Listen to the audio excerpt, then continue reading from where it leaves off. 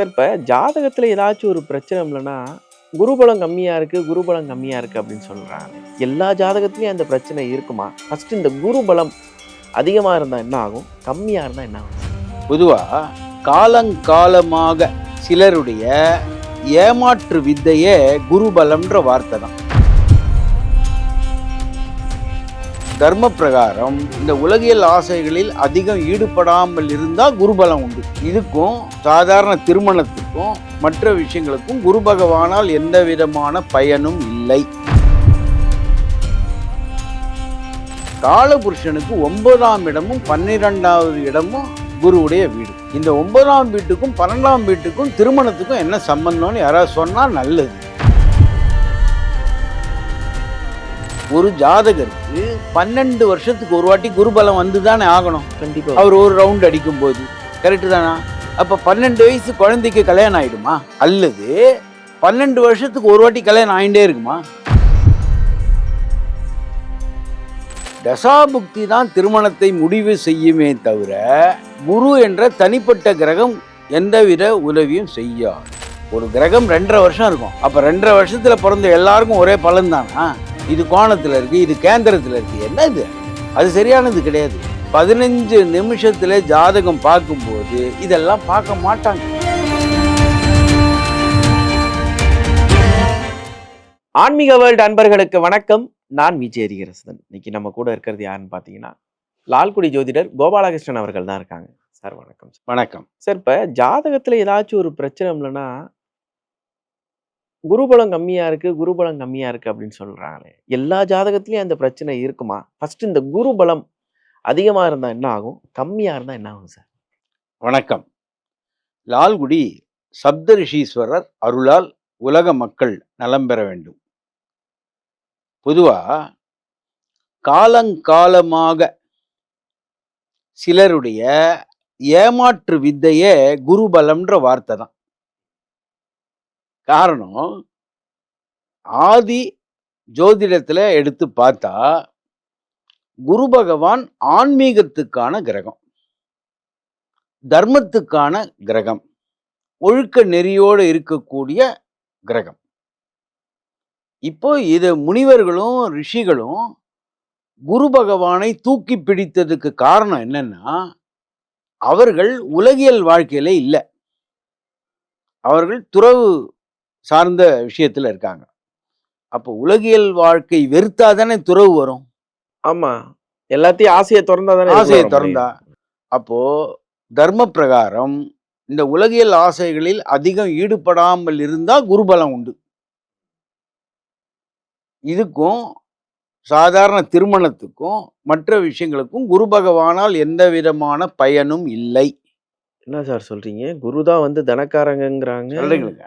காரணம், காலபுருஷனுக்கு 9ஆம் இடமும் 12வது இடமும் குருவுடைய வீடு. இந்த 9ஆம் வீட்டுக்கும் 12ஆம் வீட்டுக்கும் திருமணத்துக்கும் என்ன சம்பந்தம்னு யாராவது சொன்னா நல்லது.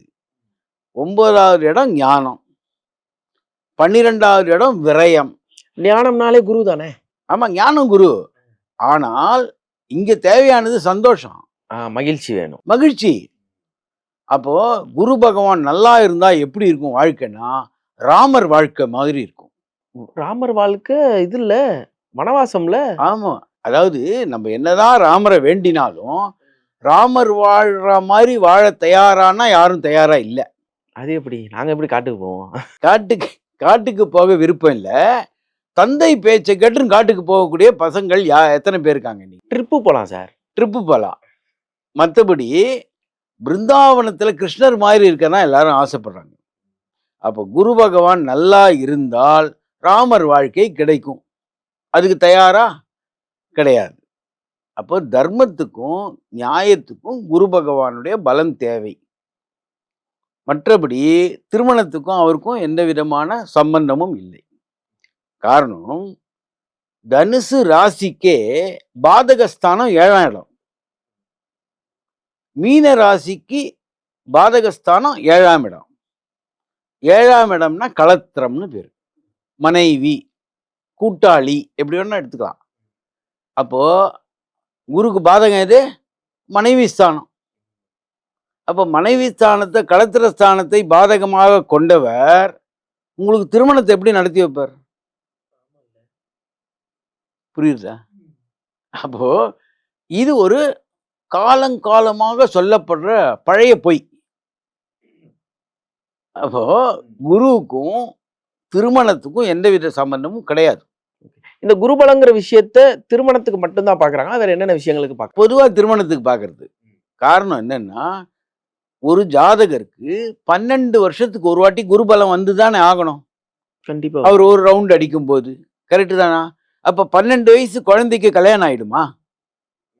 ஆகாது. அல்லது 12 வருஷத்துக்கு ஒரு வாட்டி கல்யாணம் ஆயிட்டே இருக்குமா? ஆகாது. அப்போ தசாபுக்தி தான் திருமணத்தை முடிவு செய்யுமே தவிர குரு என்ற தனிப்பட்ட கிரகம் எந்தவித உதவியும் செய்யாது. இதுவும் போக பார்வைன்னு ஒரு பொய் இருக்கு. குரு பார்வை கோடி கிரக பார்வைன்னு ஒண்ணு இருக்கு. கிரக பார்வை. சரி. அப்ப நான் என்ன கேக்குறேன், சனிய அந்த கண்ணு சொல்லிட்டேன், பார்வை இல்லாதவன் அதானே அர்த்தம். கண்ணு இல்லாதவனுக்கு பார்வை இல்லாதவன். அப்போ சனி பகவானுக்கே பார்வை இல்லைன்னா அவர் எப்படி 3-10 பார்ப்பார்? சனி பார்வை இங்க இருக்கு, சனி பார்வை அங்க இருக்கு சொல்றாங்களே. அவர்தான் பார்வை இல்லாதவர்னு சொல்றீங்க இல்லையா? அப்ப பார்வையே இல்லாதவனுக்கு பார்வை எப்படி கொடுத்தீங்க நீங்க? புரியுதா உங்களுக்கு? இது போல பல விதமான ஒரு ஜனங்களுடைய கண் கட்டுற இதெல்லாம் நடக்குது. தசாபுக்தியும் அந்த கிரகங்களுடைய அமைப்பும் தான் பிரச்சனை. ஒரு உதாரணம், 2 நாள் முன்னாடி ஒரு ஜாதகம் வருது. அந்த ஒரு தாயார் குழந்தையுடைய ஜாதகத்தை கொடுத்தாங்க. நான் என்ன சொல்றேன்னா, இந்த குழந்தை மன வளர்ச்சி குறைவாக இருக்கிறதுன்னு நான் சொல்றேன். இது வரைக்கும் பார்த்த ஜோதிடர்கள் எல்லாம் என்ன சொல்லியிருக்காங்கன்னா, அவன் டாக்டர் ஆயிடுவான், இது இன்ஜினியர் ஆயிடுவான். ஒரு ஜாதகத்தை பார்த்த உடனே ஒரு மனிதனுடைய மன வளர்ச்சி எவ்வளோ அதை கணிச்சிட்டு தானே அவர் டாக்டர் ஆவாரா இன்ஜினியர் ஆவாரான்னு சொல்லணும். புரியுதா உங்களுக்கு?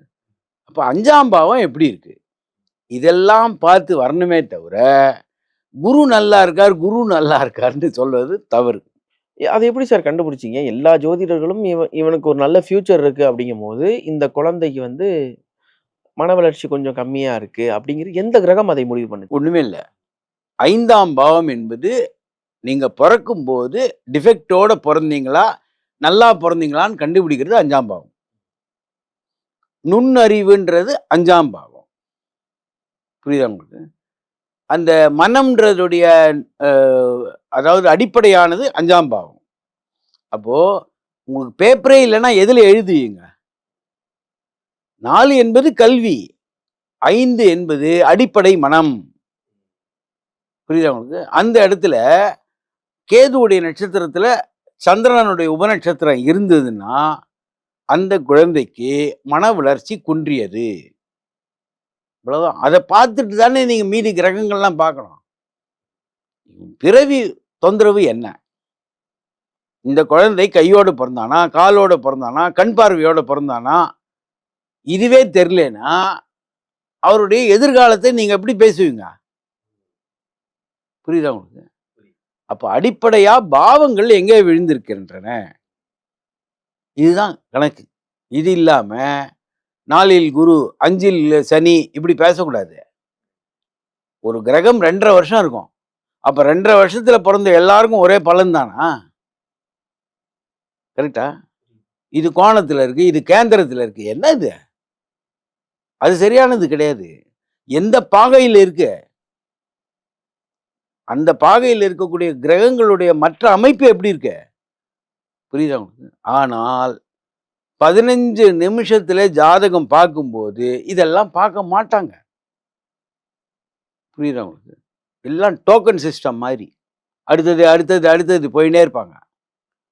ஒரு ஜாதகத்தை எடுங்க, அந்த ஆளுக்கு உருப்படியா ஏதாவது செய்ய முடியுமான்றத பார்க்கணும். இப்ப ஜனன ஜாதகம் அப்படிங்கிறதே ஒரு 15 நிமிஷத்துக்குள்ள பார்க்காதீங்கன்னு சொல்றீங்க. அந்த ஜனன ஜாதகத்தை எவ்வளவு நேரம் பார்க்கணும்? என்னென்ன விஷயங்கள் அதுல இருந்து எடுக்க முடியும்னு நீங்க நினைக்கிறீங்க? அதாவது ஒரு ஜாதகத்தை சரியாக முழுவதாக ஒரு ஆராய்ச்சி பண்ணணும்னா குறைந்தபட்சம் 2 நாள் ஆகும், அல்லது 1.5 நாளாவது ஆகும். யாருக்கும் அந்த பொறுமை இல்லை. அந்த பொறுமை இல்லை, வரவங்களுக்கும் பொறுமை இல்லை, பார்க்குறவங்களுக்கும் பொறுமை இல்லை. காரணம், நம்ம ஏதோ சட்டையை அயன் பண்ணிட்டு போவேன், அந்த மாதிரி அவ்வளோ சீக்கிரம் முடிச்சிடலாம், ஜெராக்ஸ் எடுக்கிற மாதிரி எடுத்துடலான்றாங்க. அது மாதிரி முடியாது. அதில் பலவிதமான பிரிவுகள் இருக்கு. பாவம் பார்க்கணும், அப்புறம் தசாம்சம் பார்க்கணும், மற்ற அமைப்பெல்லாம் பார்க்கணும். இப்போ தசாபுக்திகள் என்ன வருது, ஒரு நல்ல அதிர்ஷ்டமான தசாபுக்தி இருக்கும், ஆனால் அந்த தசாபுக்தி அவருக்கு வராதையே போயிடும். மொத்த தசாபுக்தி 120 வருஷம். 120 வருஷம் யார் இருக்காங்க? இருக்க மாட்டாங்க. அப்போ சுக்கிர திசையில் ஒருத்தர் பிறக்கிறாருன்னா கேது மகா திசையே வராது. சூரிய திசையில் ஒருத்தர் பிறக்கிறாருன்னா சுக்கிர திசையே வராது. எப்போ வரும் சுக்கிர திசை? 120 வருஷம் கழிச்சு. அவ்வளோ இருப்பாரா? இருக்க மாட்டார். யதார்த்தத்தை பேசணும். அப்போ எந்த திசை இவருக்கு வரும், எந்த திசை இவருக்கு வராது. அப்போ திருமணத்துக்கான திசையே ஒருத்தருக்கு வரலன்னு வச்சுக்கோங்க, அவருக்கு போய் திருமண திசையை பார்க்கறதுல என்ன பிரயோஜனம்? அதே மாதிரி இவங்க எல்லாருமே சொல்றாங்க சார், நான் கூட சொன்னேன், குரு தனகாரகன் ஒரு ஜாதகத்தை பொறுத்த வரைக்கும் அவர் வந்து கொஞ்சம் ஸ்ட்ராங்காக இருந்துட்டாலும் அவர் வந்து சக்ஸஸ்ஃபுல்லான ஒரு லைஃப் கொடுப்பாருங்கிற ஒரு மனநிலை இருக்குல்ல, அது என்ன? குருவுக்கும் தனத்துக்கும் சம்பந்தமே கிடையாது. குரு சொல்லி கொடுக்குறவர் அவ்வளோதான்.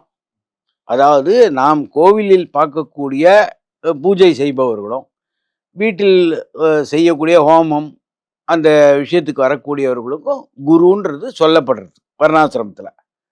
அப்போ அவர்கள்கிட்டேருந்து நீங்கள் எப்படி பணம் வாங்குவீங்க? நீங்கள் கொடுத்தா உண்டு. ஒன்று. ரெண்டாவது, வருடத்துக்கு ஒரு முறை மாறக்கூடிய ஒரு கிரகம், அது எப்படி தனகாரகனாக இருக்க முடியும்? தனம்ன்றது நேத்தி வேலை ரேட்டு வேற, இன்னைக்கு ரேட்டு வேற. நேத்தி டாலர் விலை வேற, இன்னைக்கு டாலர் விலை வேற. நேத்தி உப்பு புளி மிளகா வேற, இன்னைக்கு விலையே வேற. அப்போ தினமும் மாறக்கூடிய கிரகம் தானே தனகாரகன். ரெண்டாவது, தன்னுடைய வீட்டுக்கே 2வது வீட்டில் நீச்சம், தன்னுடைய வீட்டுக்கே 11வது வீட்டில் நீச்சம். வீக்கு, நீச்சம்னா வீக்கு. அப்போ தனஸ்தானம் அவருக்கே வீக்கு. அவர் எங்க உங்களுக்கு கொடுப்பார்? புரியுதா உங்களுக்கு? அப்போ சந்திரனையும் சுக்கிரனையும் சொன்னா கூட நான் ஒத்துப்பேன், அவங்க தனக்காரர்கள், தனகாரர்கள். ஏன்னா சந்திரன் வந்து தினமும் மாறக்கூடிய கிரகம். தன்னுடைய வீட்டுக்கு 11வது வீட்டில் உச்சம், ஸ்ட்ராங். ரைட்டா? அப்போ காலபுருஷனுக்கு 2வது வீட்டில் உச்சம் ரிஷபத்துல. ரிஷபம் தான் பங்கு சந்தையை பத்தி சொல்லக்கூடியது. அதனாலதான் அந்த கால சிம்பிளோ. ஆமா, புல்லுன்னா என்ன? அது வந்து ஷேர் மார்க்கெட்டுடைய வார்த்தை.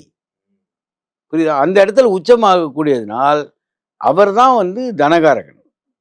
ஏன்னா ஆமா, சுக்கிரன் சந்திரன். ஏன்னா மனம் தானே தனத்தை முடிவு பண்றது. புரியுதா உங்களுக்கு? ஸோ குரு வந்து தனகாரகனும் கிடையாது, அவர் வெறும் ஞானத்துக்கு மட்டும்தான் ஆலோசகர். படிப்புக்கு படிப்புக்கும் அவர் இல்ல, அவர் கிடையாதா? ஓ, புதன். சரி, புத்திமான் புதன்.